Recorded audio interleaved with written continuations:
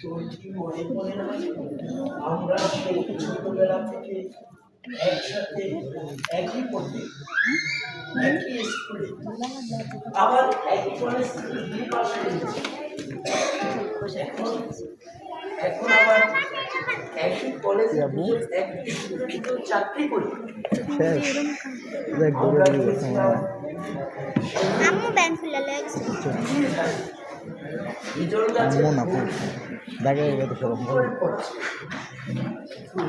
আমায় বললে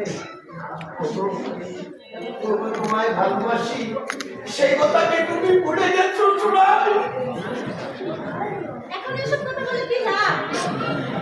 আমার স্কুলে সময় আছে।